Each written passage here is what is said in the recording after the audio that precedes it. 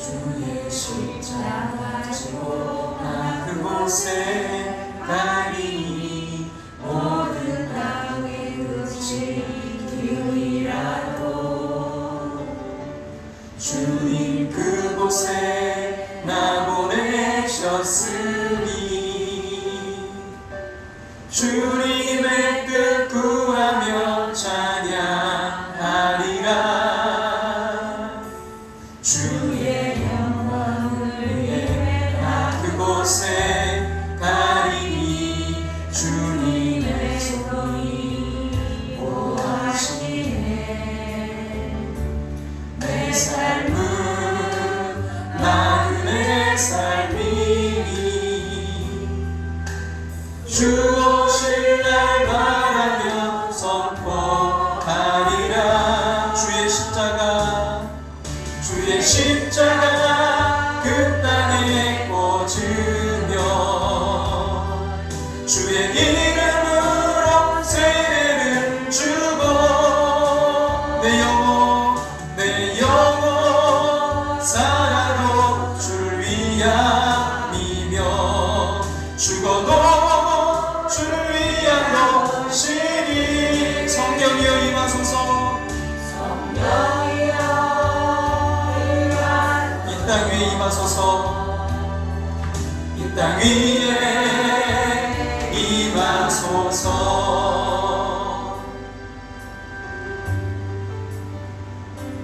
주의 십자가 지고 나 그곳에 가리니 모든 땅의 끝이 기근이라도 주님 그곳에 나 보내셨으니 그곳에 나 보내셨으니 주님의 뜻 구하며 찬양하리라. 주의 영광을 위해 나 그곳에 가리니 주님의 손이 보호하시네. 내 삶은 나그네 삶이니 내 삶은 나그네 삶이니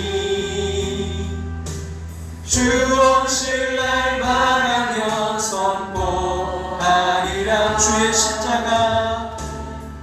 주의 십자가 그 땅에 꽂으며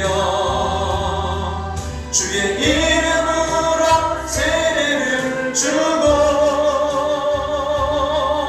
내 영혼 살아도 주를 위함이며 죽어도 주를 위한 것이니.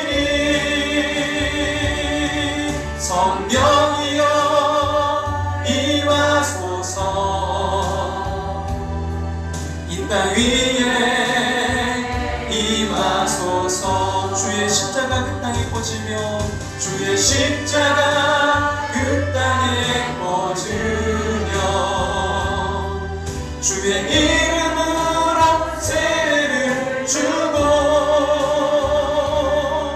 내 영혼 살아도 주를 위함이며 죽어도 주를 위한 것이니. 성령이여 임하소서. 임하소서. 이 땅 위에 임하소서. 이 땅 위에 임하소서. 성령이여 임하소서. 성령이여 임하소서. 이 땅 위에 임하소서. 이 땅 위에 임하소서. 교회 위에 임하소서. 교회 위에 임하소서. 예배 위에 임하소서. 예배 위에 임하소서. 이 시간 마음을 담아서 예배자 하나님께 찬양드리며 나아갑니다.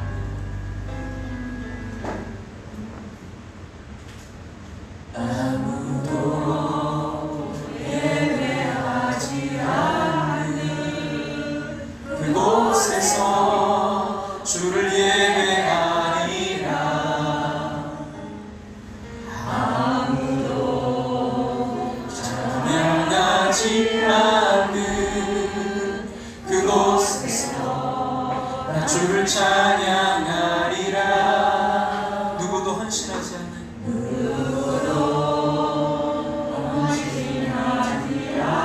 그곳에서 주께 헌신하리라.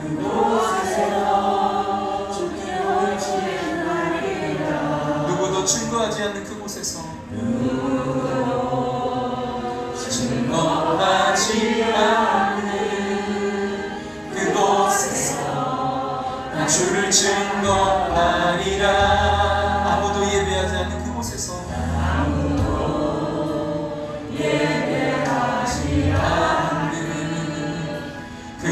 그곳에서 주를 예배하리라. 아무도 찬양하지 않는 그곳에서 나 주를 찬양하리라. 내가 받는 모든 땅, 내가 받는 모든 땅 주를 예배하게 하소서. 주의 보혈로 덮어지게 하소서. 내가 설리고 주의 거룩한 복 되게 하소서. 주의 향기로 물들이소서.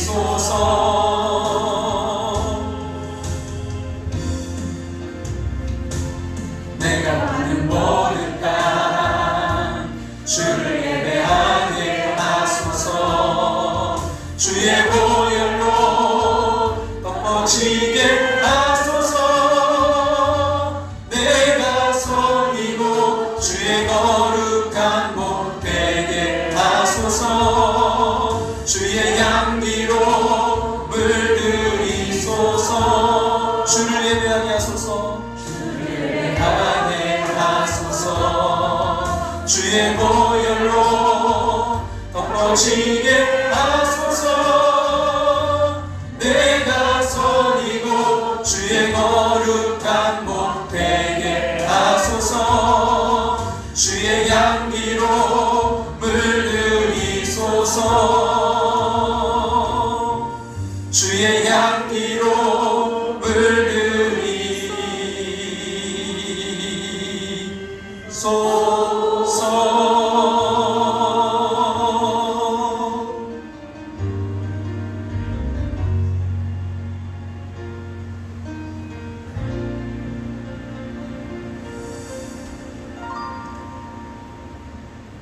조용한 기도 드리심으로 시간 함께 예배로 나아가겠습니다.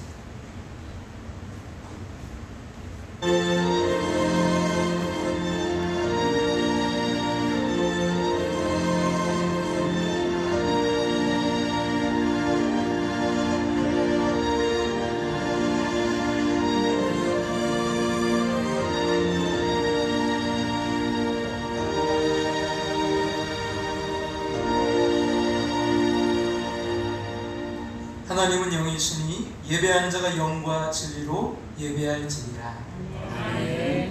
다 같이 자리에 일어나셔서 찬송가 5장 영광송 찬양 드리겠습니다. 이 천지가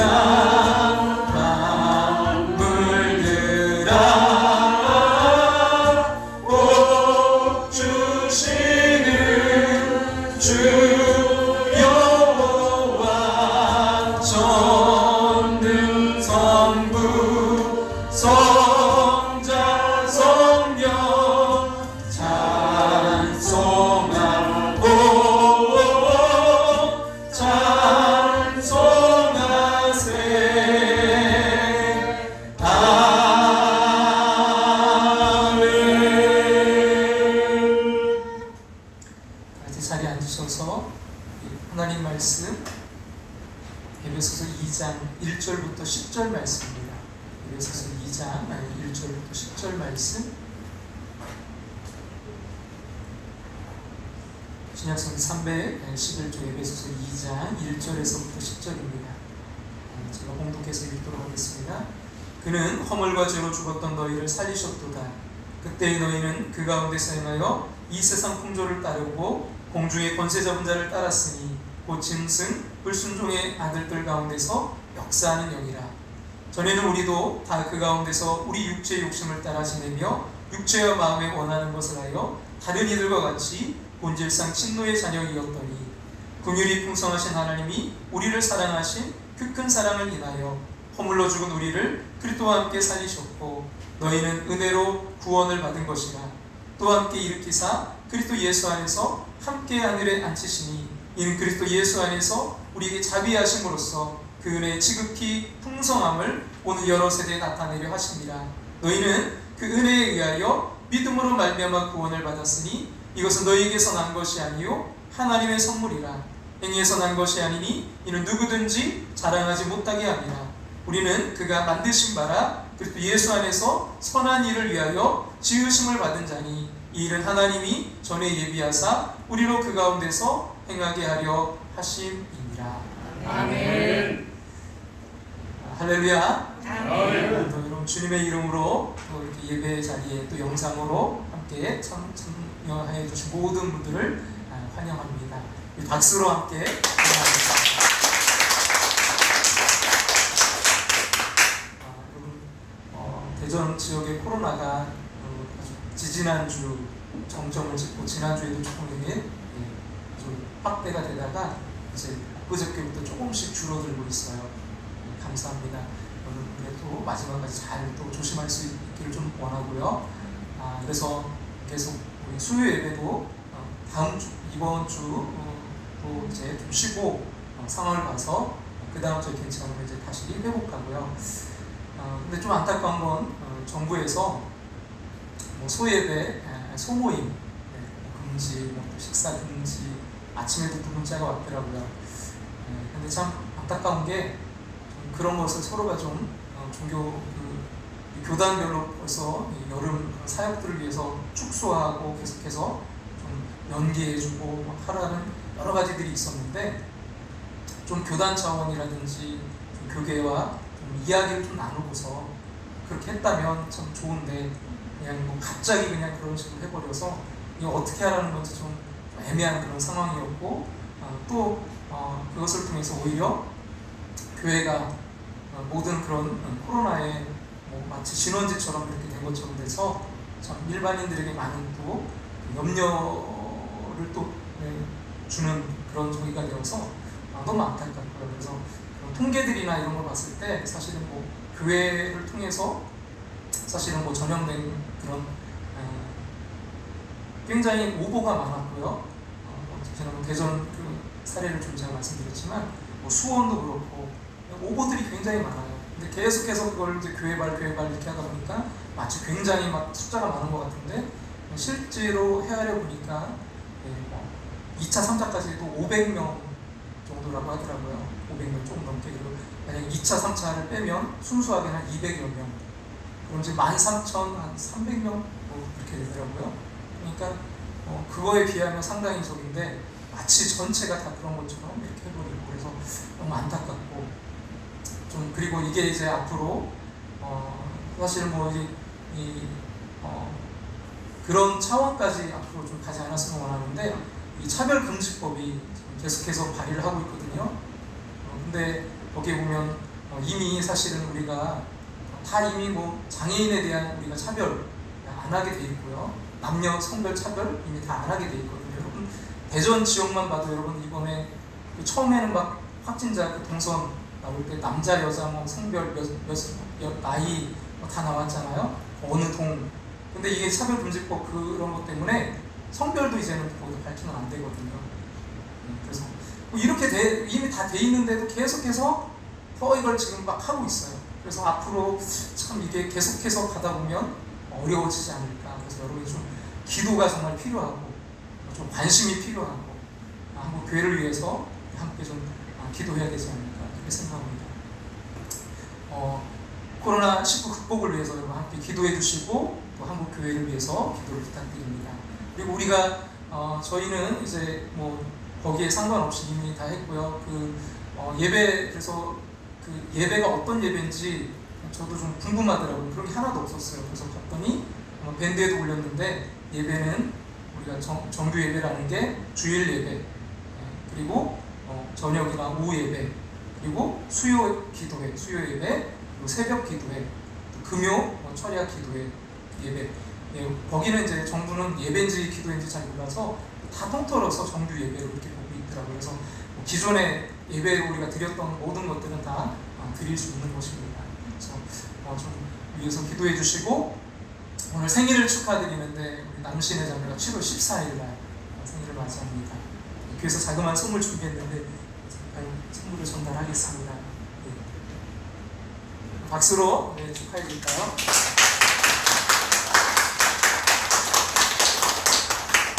기도하겠습니다.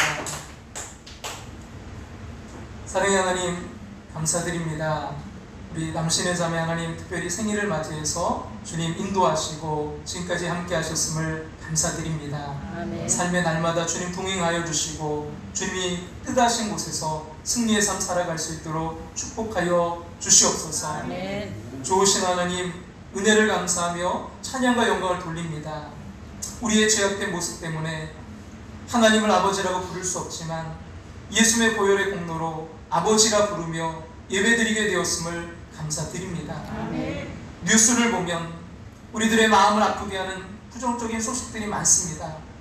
세상과 사람에게서 희망을 찾기 어려운 때 사는 우리들, 주님만 바라보며 살게 하여 주시옵소서. 아멘. 이 세상에 우리가 빛되고 소금되길 원합니다. 써 주시옵소서. 아멘. 험한 세상을 사는 우리들이지만 어떤 어려움과 시련을 만나더라도 주 안에서 평안을 누리는 성도들이 되게 하여 주시옵소서. 아멘. 예배를 통해, 하나님 말씀 들음을 통해 세상의 모든 염려와 불안을 던져버리게 하시고 하나님이 주신 은혜와 평안만을 품고 돌아가도록 인도하여 주시옵소서. 아멘. 이런저런 사정으로 예배 자리에 함께 있지 못한 이들이 있습니다. 객지, 외국, 군대에 가 있는 이들, 병상에 있는 환자들도 있습니다. 저들의 삶도 하나님께서 동행하여 주시옵소서. 아멘. 이 시간 부족한 종이 말씀을 전합니다. 능력 있게 전하도록 성령으로 함께하여 주시옵소서. 아멘. 하나님 한 분만 홀로 영광 받는 예배가 되게 하실 줄로 믿으며 예수님의 이름으로 기도합니다. 아멘. 할렐루야. 아멘. 여러분, 주보에도 있지만 마스크가 너무 중요해요. 우리가 서로가 마스크를 쓰면 1.5%까지 감염률 1.5%로 줄어든답니다. 저도 굳이 안 써도 된다고 하지만, 그래서 어쨌든 서로를 위해서 마스크는요, 상대를 위한 배려예요. 꼭 마스크를 써줄 수 있기를 간절히 부탁드립니다. 전 세계적으로 그 많은 사람들에게 읽히고 있는 베스트셀러 가운데 선물이란 책이 있어요. 누가 내 치즈를 옮겼을까를 쓴 스펜서 존슨의 또 하나의 역작으로 평가받는 책입니다. 이 책의 주인공은 한 소년과 노인이에요. 줄거리는 매우 단순합니다. 그 어린 소년에게 노인은 세상에서 가장 귀한 선물을 주겠다고 말합니다. 그러나 그 선물이 무엇인지는 알려주지 않아요. 또 소년은 이제 그 선물을 찾기 위해 노력하지만 찾지 못한 채로 시간이 흘러갑니다. 그리고 소년은 성장해 가면서 이 선물에 대해서 점차로 잊어버립니다. 그에게는 해야 할 일, 또 처리할 일이 너무나 많았기 때문입니다. 그러나 이제 성인이 된 그에게는 마음먹음대로 되어 가지 않는 그 인생에 대한, 그러니까 어떤 직장 승진에서 뒤지고 그런 불만이 점점 쌓여갑니다. 그리고 이제 어느 날 다시 그는 선물을 생각하게 돼요. 혹시나 자신의 인생을 이제라도 바꿀 수 있는 그 선물을 찾을 수만 있다면 하는 기대를 안고 이제 노인을 찾아갑니다.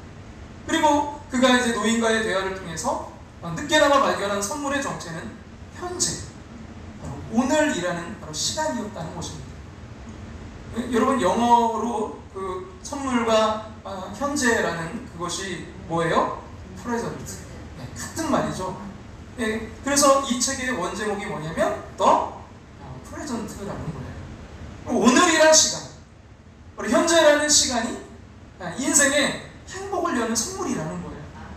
현재라는 시간에 집중해서 즐겁게 사는 것이 행복이라는 거죠. 참 의미 있는 것 같아요. 근데 저는 오늘 이 현재라는 시간보다 더 중요한 여러분 선물의 그 이야기를 좀 드리려고 합니다. 이 선물은 시간이 끝나는 것까지도 중요한 선물이에요. 이 선물은 여러분의 오늘을 바꿀 뿐만이 아니라 내일을 바꾸는 선물입니다. 나를 과거에서 해방시키고 현재를 감사로 바꾸고 미래를 희망으로 채우는 선물입니다. 이 선물을 받으면요, 여러분의 인생관과 세계관이 새로워지게 될 것입니다. 이 선물을 받은 사람들은요, 자신의 내면의 깊은 곳에서 기쁨과 평화를 누립니다. 이 선물을 받으면 하나님을 사랑하고 사람을 사랑하게 됩니다. 지금까지 살아오면서 이 선물 받은 것을 후회하는 사람을 만난 적이 없어요. 여러분, 이 선물의 가치는 죽음의 자리에서 더 위력을 발휘하게 됩니다. 이 선물은 우리로요, 죽음을 두려워하지 않고 우리의 사랑하는 이웃들에게 부활의 아침에 다시 만나자고 인사하며 세상을 떠나게 합니다. 여러분, 이 선물을 저와 여러분 모두가 받을 수 있기를 간절히 소망합니다. 아멘. 그리고 이 선물을 가르쳐서 성경은 구원이라고 불러요. 구원. 그럼 오늘 본문은 먼저 우리에게 두 가지 대조적인 모습을 보여줍니다. 구원받기 전의 모습과 구원받은 그 모습이에요. 여러분, 이건 너무나 중요합니다.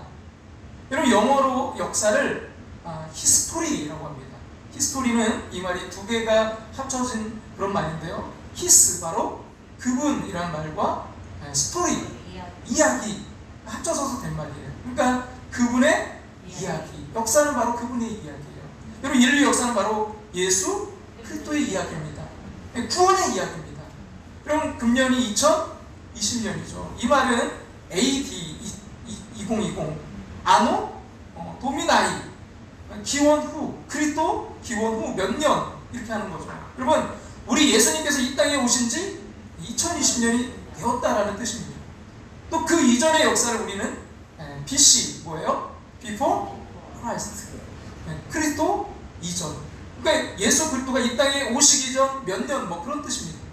그리고 예수님께서 이 땅에 오신 그날, 여러분, 인류 역사는요, 두 동강이 났습니다. 예수 이전과 예수 이후의 역사. 여러분, 한 인간의 역사도 마찬가지예요. 예수님을 알기 이전의 삶과 예수 이후의 삶으로 나누어집니다.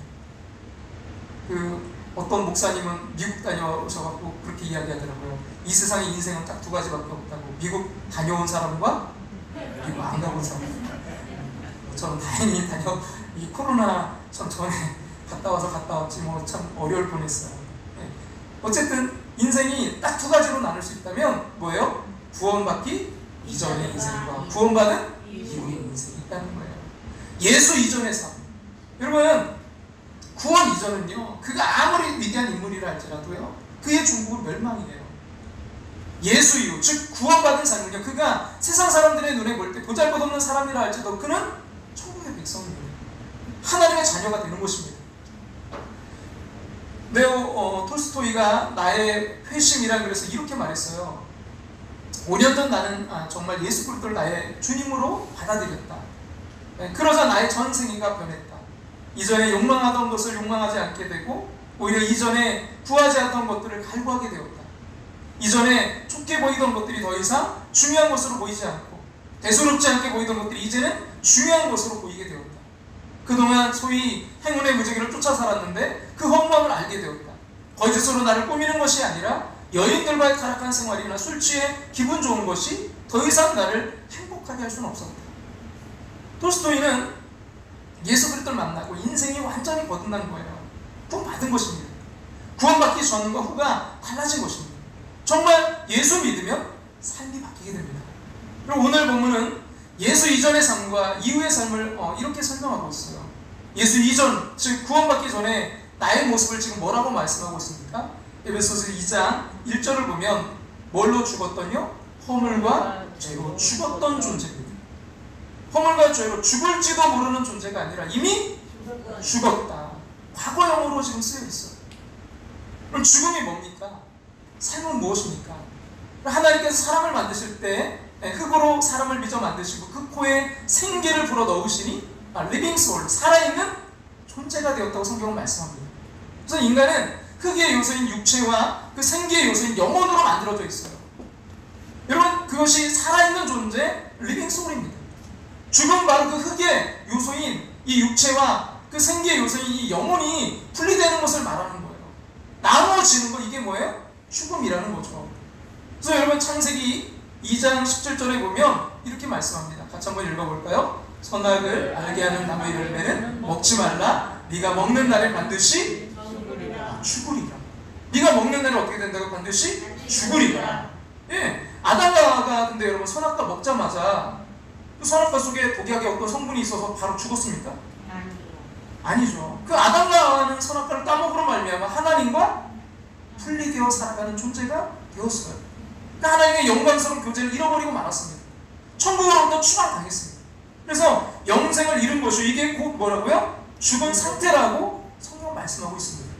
그래서 여러분 죽은 상태의 모습을 오늘 본문 2절은 이렇게 설명해요. 같이 한번 볼까요? 그때 너희는 그 가운데서 행하여 이 세상 풍조를 따르고. 그러니까 영이 죽은 사람은 세상 풍조를 따라 살아요. 아니, 많은 사람들이 하면 그냥 해도 괜찮은 줄 알아요. 사람들이 뭐 다 그렇게 하던데요. 뭐 옳고 그른 기준이 뭐예요? 세상이고 사람입니다. 이것은 이 세상이 마귀에게 사로잡혀 사는 것을 모르기 때문이에요. 그래서 오늘 본문 바로 이어서 뭐라고요? 공중의 권세 잡은 자를 따랐으니 라고 말씀해요. 그러니까 세상 공조를 따르는 게 결국은 공중 권세 잡은 그 마귀를 따르는 것이라는 말씀입니다. 성경은 여러분 마귀를 이 세상의 신이라고 했고요. 예수님께서는 그를 가리켜서 이 세상의 임금이라고 부르셨어요. 잘 알아야 됩니다. 사람들이 뭐 자기 마음대로 사는 것 같아도 실제로는 뭐예요? 공중 권세 잡은 자. 마귀에게 사로잡혀 산다는 거예요. 그럼 죄 짓기 위해 노력해 보셨습니까? 여러분 다른 사람 여러분 미워하려고 여러분 노력하셔서 그렇게 미워하나요? 노력이 필요 없어요. 그러나 여러분 저절로 선하게 살아시는 것을 보셨습니까? 사람들이 왜 한결같이 죄 짓는 쪽으로 나쁜 방향으로 끌리는지 아십니까? 하나님과의 관계가 끊어져 죄와 마귀에게 끌려 살기 때문입니다. 근데 안타까운 것은요, 사람들이 이 마귀의 실상을 몰라요. 마귀가 얼마나 교활한지 몰라요. 이 인간을 지배하면서 동시에 세상에 자신의 존재가 알려지지 않게 하기 때문이죠. 그래서 인간은요, 마귀의 지배를 받고 있으면서 그 사실을 모릅니다. 마귀의 존재와 그 실상에 대해서 정확히 드러나 있는 것은요, 성경뿐입니다. 사람들이 마귀에게 사로잡혀 사는 증거는 너무나 많아요. 그렇게 많이 배워서 뭐 죄가 나쁘고 또 욕심내면 안 되고 싸우면 안 되는 줄 알면서도 배운 사람들이 더 거짓말하고 더 속이고 알만한 사람들이 더 싸우고 갈라지는 것입니다. 본인도요, 그 죄인 줄 알면서도 거기에서 헤어나오지 못하는 거예요. 그럼 정상적인 사람이 왜 자살을 하겠습니까?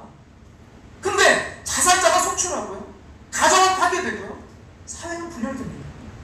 사람들의 마음에 참 평안과 안식이 없고 허무함에 빠지고 살 의욕을 잃어버리고 모든 이들에 대해서 분노가 가득 차 있습니다. 이제 우리는 이 세상의 역사는 그 악한 영의 실상을 알아야 됩니다.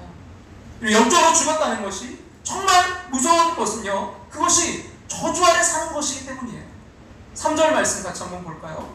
3절 후반부에 뭐라고요? 본질상 진노의 자녀이었다.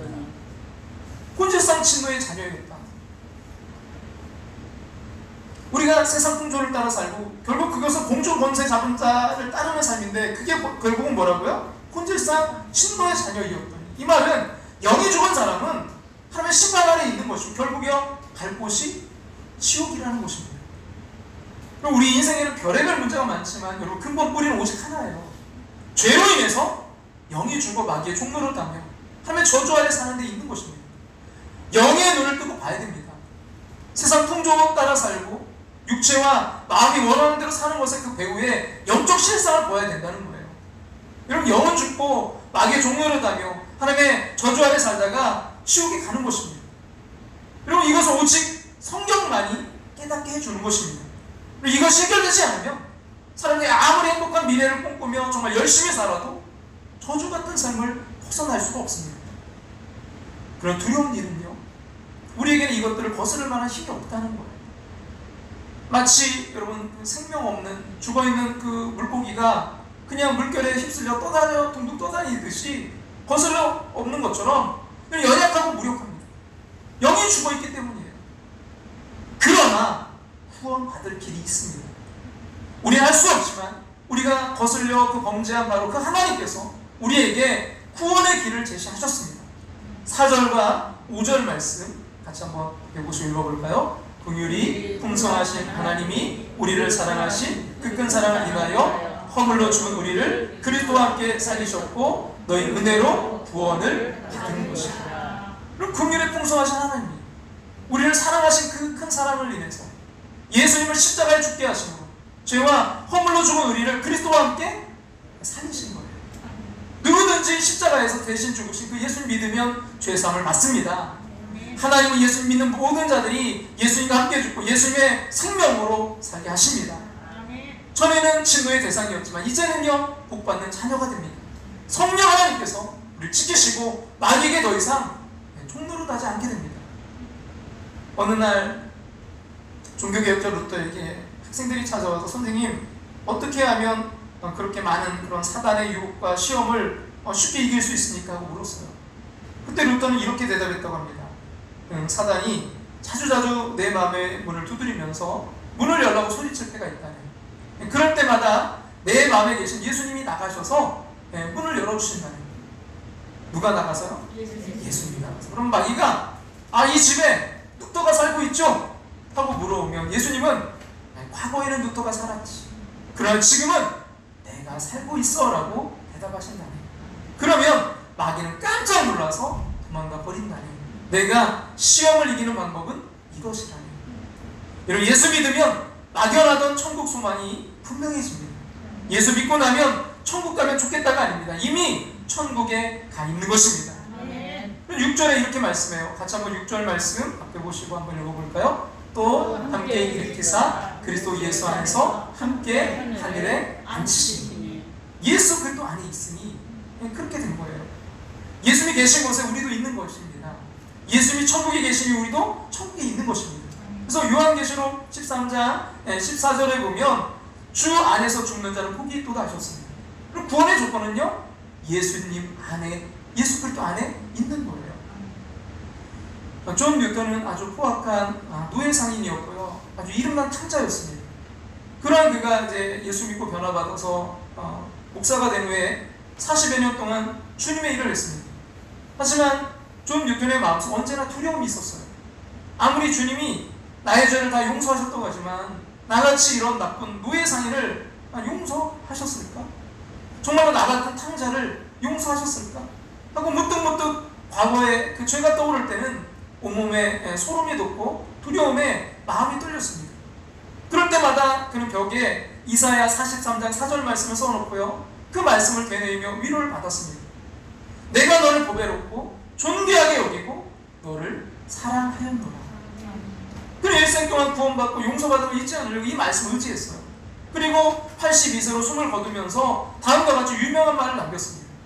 나는 지금 하나님 나라로 간다. 그러나 내가 하나님 나라로 가면 아마 3번 놀랄 것이다. 처음에는 하나님 나라에 오리라고 전혀 기대하지 사람들이 와 있는 것을 보고 놀랄 것이고, 두 번째는 하나님 나라에 가면 반드시 만나리라 기대했던 사람이 안 보이는 것을 보고 놀랄 것이고, 세 번째는 노예 상인인 내가 그 자리에 와 있다는 것을 보고 놀랄 것이다. 노예 상인인 내가 그 자리에 와 있다는 것을 보고 놀랄 것이다. 이런 구원은 전적으로 하나님의 선물입니다. 아멘. 그래서 본문 8절을 이렇게 말씀하죠. 같이 한번 읽어볼까요? 다 같이 읽겠습니다. 너희는 그 은혜에 의하여 믿음으로 말미암아 구원을 받았으니 이것은 너희에게서 난 것이 아니요 하나님의 뭐라고요? 선물이다. 저는 오늘 여러분과 이 하나님의 선물, 이 구원 이야기를 좀 나누려고 합니다. 그럼 구원에 그러면 이 선물은 도대체 뭘까요? 어떤 선물일까요? 무엇보다 여러분 구원은요 뭘로는 얻지 못하는 선물이에요? 행위로는 얻지 못하는 선물입니다. 선물은 문자 그대로 선물이에요. 만약 어떤 행위의 대가로 뭘 얻는다면 그건 뭐 대가를 통해서 받는 거지 노력을 통해 받는 건 선물이 될 수가 없습니다. 근데 오늘 우리가 읽은 성경 말씀의 구원은 8절에 보니까 너희에게서 난 것이 아니라고 했고요. 또 9절에 보면 뭐에서 난 것이 아니라고요? 행위에서 난 것이 아니니 라고 말씀하고 있습니다. 왜 성경은 그 구원의 근거가 우리의 행위가 아니라고 이렇게 가르치고 있을까요? 그건 행위가 안 중요해서가 아니라 여러분 인간 행위의 불안정성 때문인 거예요. 그럼 얼만큼 우리가 여러분 해야 우리가 정말 구원받을 수 있을까요? 어제까지 내가 정말 열심히 정말 선하게 살았는데 오늘 죄를 졌어요.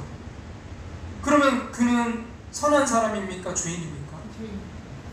이 기준이 너무 없어요. 그리고 이것이 우리가 그렇게 완벽한 사람은 아무도 없어요. 거기 맞출 수가 없어요. 그리고 만약 우리가 어떤 그런 행위로 구원받는 일이 가능하다고 가정한다면 여러분, 천국은요 자기 행위를 자랑하는 사람으로 가득 찰 거예요. 그것이 천국일 수 있겠습니까?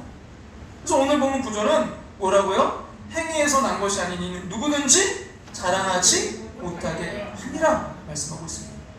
또한 인간의 행위 그 자체는 아무리 뭐 존경스럽고 우러러 보이는 덕성의 사람이라도 하나님이 원하신 기준으로 보면 50보 100보라는 거예요. 그럼 그가 아무리 뭐 정말 성인 군자 같은 사람이랄지라도 하나님 앞에서는요 아닌 거예요.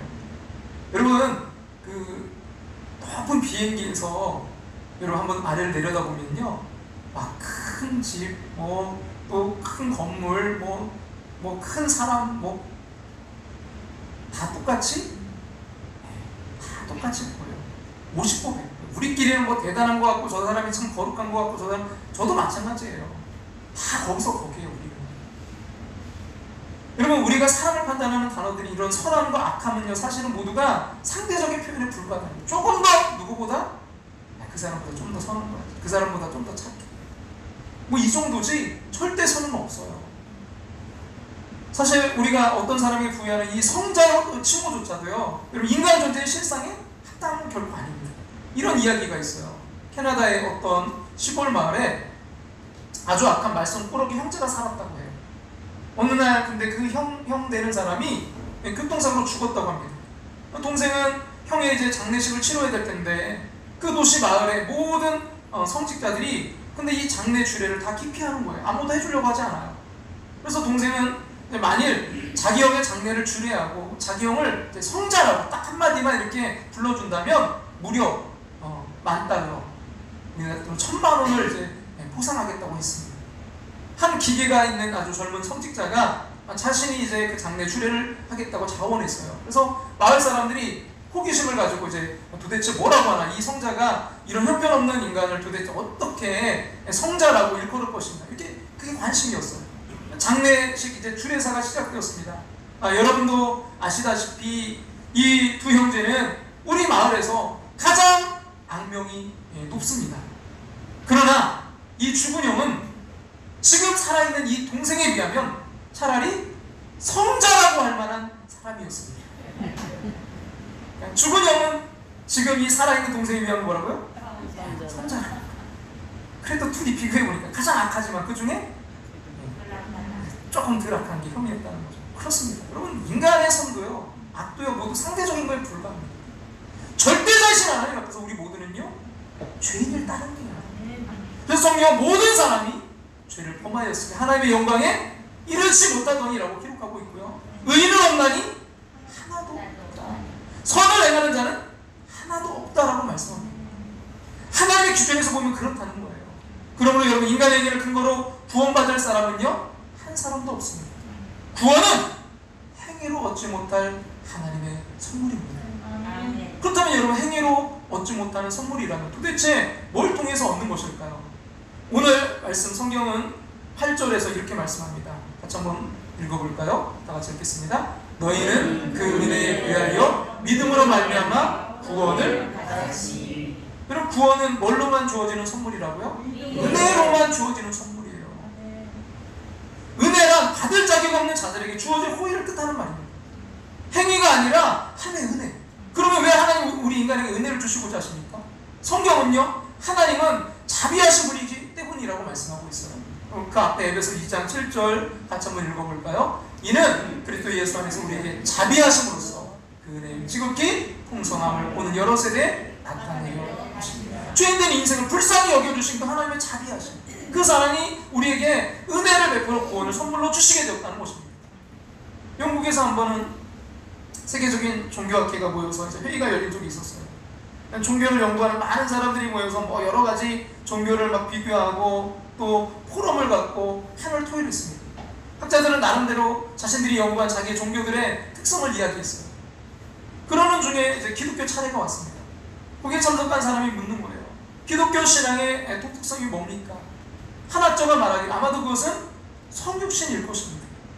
하나님이 그 인간의 육신을 입고 이 땅에 오신 성육신이야말로 기독교의 가장 독특성 아니겠습니까? 근데 누군가가 반론을 제기하기를 물론 성육신은 기독교 신앙의 독특한 요소들 중에 하나인 것은 사실이지만 신이 인간의 육신을 입고 나타났다는 이야기는 다른 종교의 경전에도 있다라고 말했습니다. 다른 사람이 또 말하는 거예요. 아무래도 기독교 신앙의 독특성은 부활에 있지 않겠습니까? 부활 신앙도 기독교의 독특성이죠. 근데 또 누군가가 말하기를 근데 죽은 사람이 살아났다는 이야기는 다른 종교의 경전에도 종종 있다는 것입니다. 이때 옥스퍼드와 그 캠버리지의 평신도 신학자요 문학가였던 유명한 C.S. 루이스 교수가 헐떡 일어섰어요. 그리고 말하기를 그 대답 의외로 쉬웠습니다. 기독교의 독특성은 은혜입니다. 기독교의 독특성은 은혜입니다. 여러분 하나님이 인간의 그 육신을 입고 이 땅에 오신 것 하나님의 은혜예요. 여러분 그분이 우리의 죄를 대신해서 십자가에 돌아가신 것 은혜예요. 여러분 하나님이 여러분 그 은혜 이 말 앞에 모두가 다 동의했다는 거예요. 여러분 은혜가 뭡니까? 은혜란 받을 자격이 없는 사람들에게 베풀어준 호의 또는 사랑을 말합니다. 죄를 범한 인간 하나님의 저주와 진노를 받아 마땅한데 오히려 하나님이 그를 대신해서 저주를 받아주시고 용서해 주셔서 하나님의 자녀로 삼아주신 것입니다. 하나님이 주시는 최고의 선물입니다. 할렐루야. 이것이 은혜예요. 여러분 구원은 오직 하나님의 은혜로 주어진 선물입니다. 그러면 여러분 하나님께서 인생에게 은혜로 내리시는 그 구원의 선물을 우리가 어떻게 받을 수 있겠습니까? 성경은요 뭘로 받는다고요? 믿음으로 받는다라고 가르쳐주고 있습니다.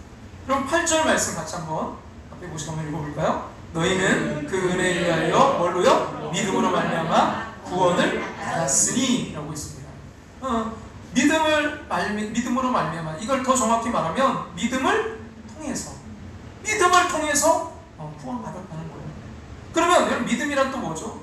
한 신학자는 구원 얻은 믿음을 가르쳐서 믿음이란 그 왕이신 하나님이 구원의 선물을 내려주실 때 몸과 마음이 더럽혀진 거지와 같은 인생이 이 선물을 받고자 내미는 손과 같은 것이다 라고 했습니다. 그럼 거지가 손을 내밀어서 선물을 받았을 때 그가 손을 내민 걸 공로라고 할 수는 없어요. 그러나 왕이 선물을 하사했을 때 그 선물이 내게 필요한 것을 알고 손을 내미는 것은 필요한 것입니다.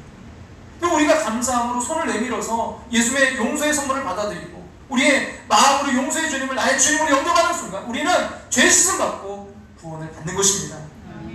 그럼 감리교를 세우신 요한 웨슬리 목사님은요 어려서부터 경건하게 살았던 분입니다.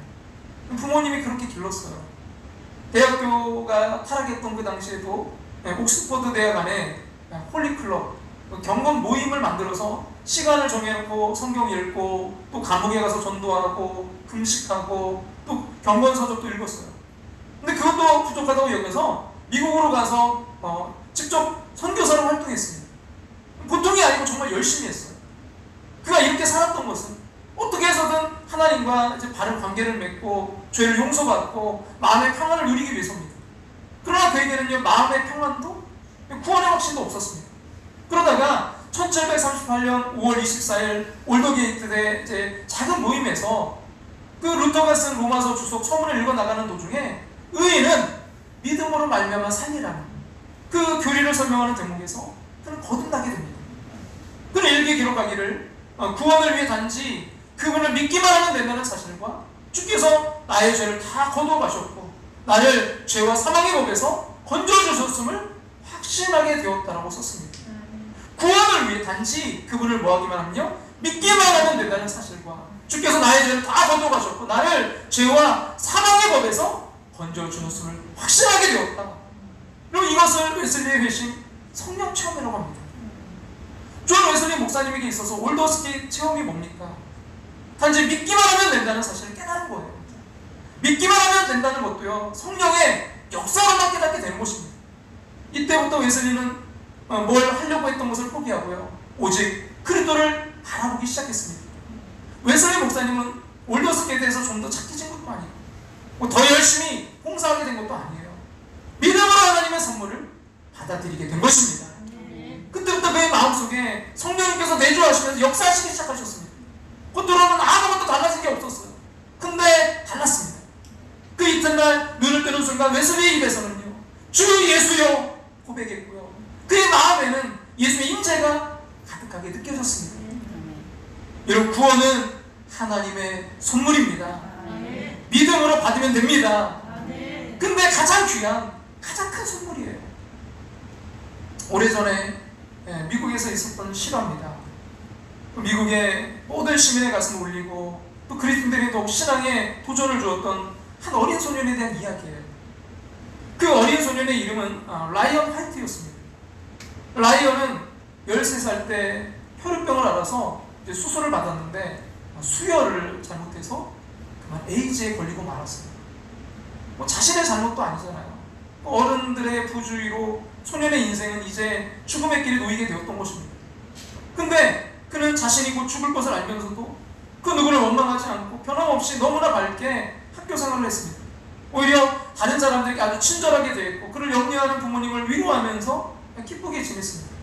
이러한 사실이 신문 기자들에게 알려지게 되면서 그 소년의 이야기는 신문과 텔레비전에 막 보도되어서 많은 사람들에게 이제 각광을 받기 시작했습니다.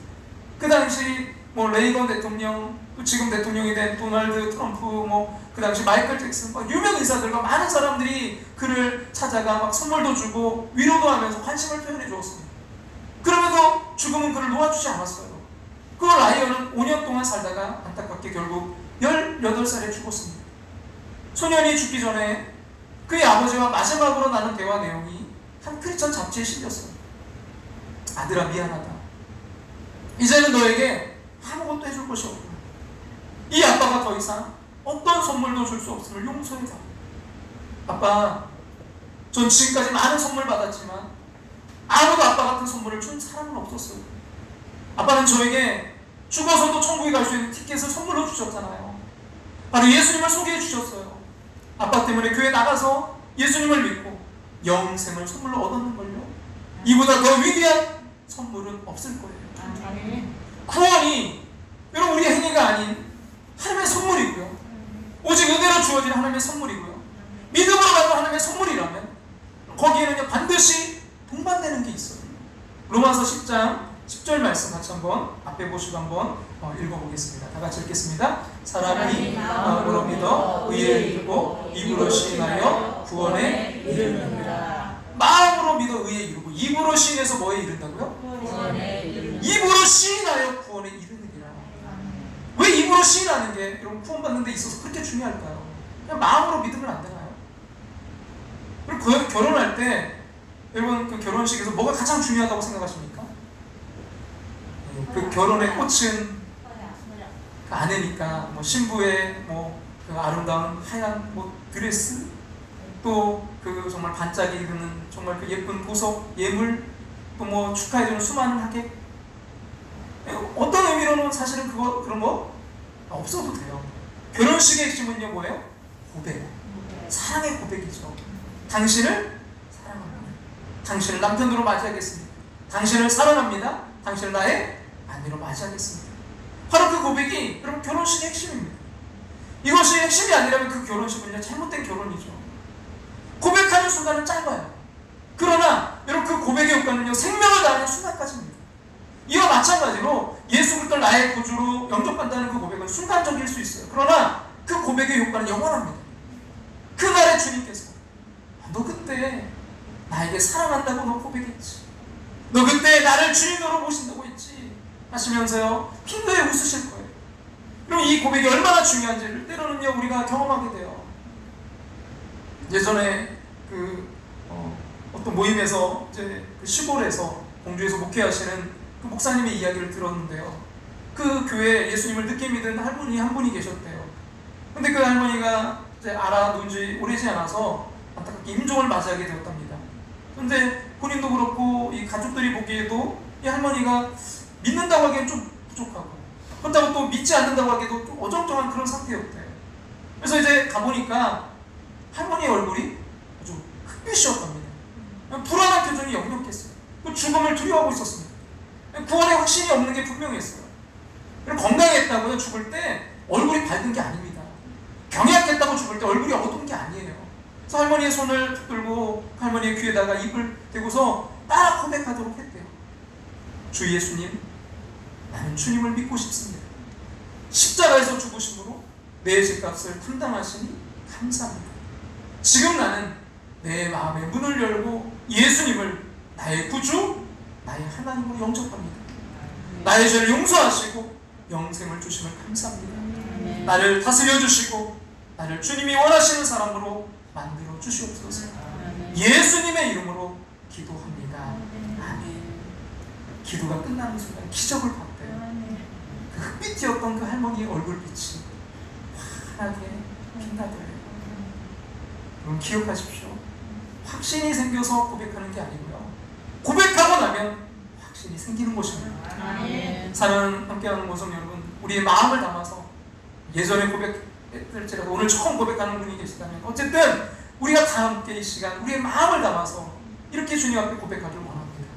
여러분 눈을 감고요, 우리 같이 한번 고백합니다. 주 예수님, 나는 주님을 믿고 싶습니다. 나는 주님을 믿고 싶습니다. 십자가에서 죽으심으로 내 죄값을 감당하시니 감사합니다. 지금 나는 내 마음의 문을 열고 예수님을 나의 구주, 나의 하나님으로 영접합니다.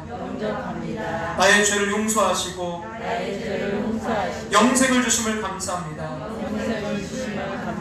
나를 다스려 주시고 나를 주님이 원하시는 사람으로 만들어 주옵소서. 예수님의 이름으로 기도합니다. 아멘. 여러분 이 고백을 친정으로 담아서 드렸다면 우리 주님은 기억하실 줄로 믿습니다. 이 마음 담아서 같이 이 찬양 드리기를 원하는데요, 예수 믿으세요. 당신은 지금 어디로 가나요? 발걸음 무겁게. 이 세상 어디 쉴 곳 있나요? 머물 곳 있나요? 예수 안에는 안식이 있어요. 평안이 넘쳐요. 십자가를 믿는 자마다 구원을 받아요. 예수 믿으세요. 예수 믿으세요.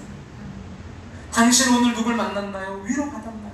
이 세상 누가 나를 대신하여 목숨 버렸나요? 고통의 멍에 벗어버리세요. 예수 이름으로 마음문 열고 주님 맞으세요. 기쁨이 넘쳐요. 예수를 믿고 새롭게 되니 기쁨이 넘쳐요. 얻은 것 주고 새날이 되니 행복이 넘쳐요. 이전에 없던 평안 얻으니 찬송이 넘쳐요. 샘솟는 기쁨 전해주어요. 예수 이름으로. 할렐루야. 여러분 우리가 이 찬양대로 함께 고백하며 나아갑니다. 당신은 지금 어디로 가나요? 발걸음 무겁게. 이 세상 어디 쉴 곳 있나요? 머물 곳 있나요? 예수 안에는 안식이 있어요. 평안이 넘쳐요. 십자가도 열 믿는 자마다 구원을 받아요. 구원을 받아요. 예수 믿으세요. 예수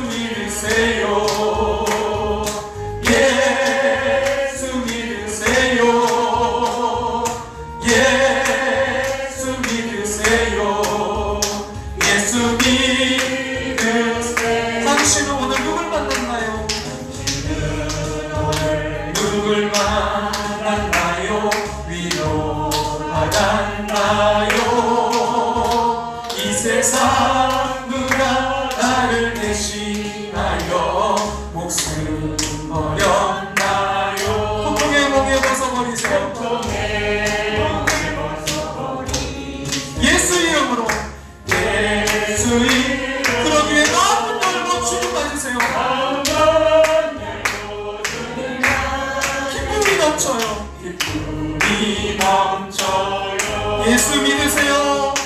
예수 믿으세요. 예수 믿으세요. 예수 믿으세요. 예수 믿으세요. 예수를 믿고 새롭게 되니 새롭게 되니 기쁨이 넘쳐요.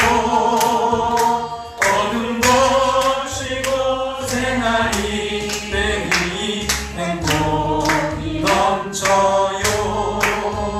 이전에 어떤 하늘 어둠이 찬송이 넘쳐요. 샘솟는 기쁨 샘솟는 기쁨 전해주어요. 예수 이름으로. 예수 믿으세요. 예수 믿으세요. 예수 믿으세요. 예수 믿으세요. 예수 믿으세요. 할렐루야 아멘. 할렐루야 아멘. 할렐루야 아멘. 할렐루야 아멘. 아멘 할렐루야. 다같이 자리에 일어나셔서 할렐루야 아멘. 할렐루야 아멘. 할렐루야 아멘. 할렐루야 아멘. 아멘 할렐루야. 예수 믿으세요. 예수 믿으세요. 예수 믿으세요.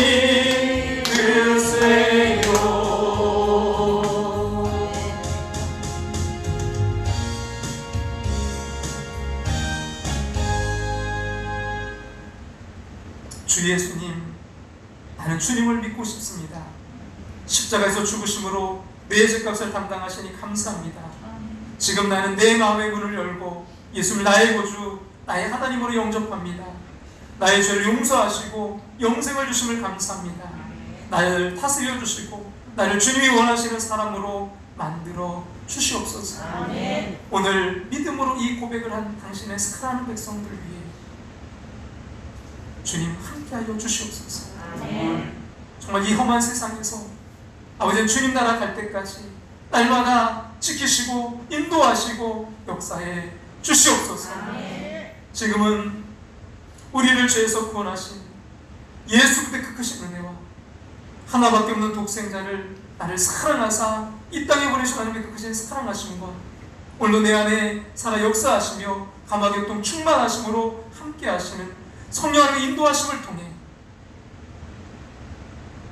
하나님의 선물을 믿음으로 고백하며 믿음으로 받으며 나아가는 당신의 사랑하는 백성들 위해 우리의 사랑하는 조국 대한민국 위해 이제부터 영원토록 함께 하시기를 축원하옵나이다.